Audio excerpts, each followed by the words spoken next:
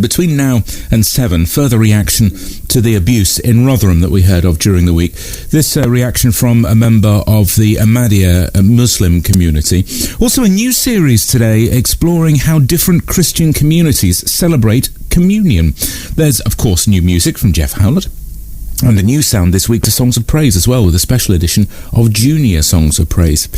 You want to snatch them each one? Okay. Here we go. Their parents are no longer there in many of the communities, and where aunties and uncles would take that burden, they're not there either, basically because of HIV. There does seem definitely to be an issue that needs to be tackled within the Pakistani community, despite the fact that these people represent a tiny minority of the wider community, which collectively feels a great deal of shock, just as the rest of the nation to what's happened. Because at that time the Methodists were working particularly with the people who were on the outside of society, the poorest of the poor, people who wouldn't normally go into a church, and they were the ones who suffered most from the abuse of alcohol. And I've really been impressed by how many people have responded to the Emmaus concept of work, community, and taking people who are homeless and giving them a vision and giving them hope. There we are, some of the people we'll hear from in the next couple of hours of the programme. First this morning, though, Muslim leaders across the country are stressing the behaviour of men involved in sexual abuse in Rotherham has nothing to do with Islamic belief. It's a view endorsed by Adam Walker, who speaks on behalf of the Ahmadiyya Muslim community, a branch of Islam which is celebrating its 125th anniversary this weekend with a big international convention. Judy asked him what he thinks the issue of race had to do with the abuse that happened in Rotherham. I mean, objectively speaking, if you were to ask me the question, I don't believe that it is a problem specific to race, because it's not something that I have encountered in working with thousands and thousands of young British Muslims, people of Pakistani origin, across Yorkshire and across the wider nation. However, the report speaks for itself. It does point towards the fact that the majority, or the large proportion of perpetrators in this case were men of Pakistani origin.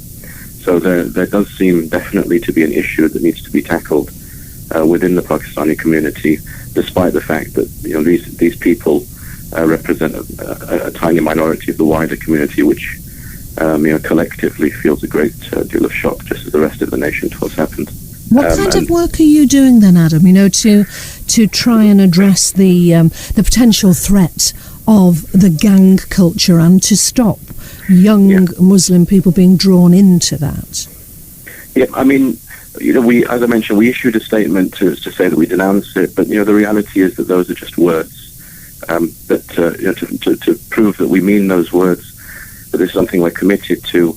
We do an enormous amount of work with charities, an enormous amount of work with policy groups, sort of nationally and across the region, in order to try and raise money to help charities that are supporting young girls and women who have been who have suffered from this, and then also to try and affect change within local communities. So different ways that we, in our community, I would say confidently, we don't have an issue with gangs, for example, and it's simply because we work very hard. We have a national, regional, and local youth network where we have youth mentors. They are attached to young people from a very, very young age. They make it clear to them, for example, from an Islamic point of view, because we're an Islamic organization, that the sanctity of women, of young people, is of paramount importance, that men must respect women and all members of society. And not only that, but we actually then engage them, young people in charity work, where they're going and raising money to help people. And we've raised tens of thousands of pounds for charities like Bernardo's, Save the Children.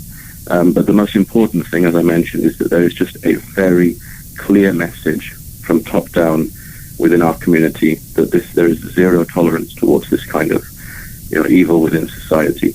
And if anyone actually sees this, they should report it to the police. And if anyone is perhaps confronted by people that would encourage them to do this, then they should have the right sort of social and moral tools from a young age, that they know immediately that, no, I'm not having anything to do with that. In fact, if I witness anything like that, I will report it to the police. So, I mean, this is what we try to instill within young people. When it's done at a young age, I don't think that there's any kind of problem. And then on top of that, when you're engaging people socially within society, it's breaking down perhaps some barriers that exist between communities because people are working side by side for common goals. And it affects great change in my experience. Adam Walker, from the Ahmadiyya Muslim community, a branch of Islam, marking its 125th anniversary this weekend. There's a big international convention going on to mark that in Hampshire. We're going to hear more about that convention after 7:30 this morning.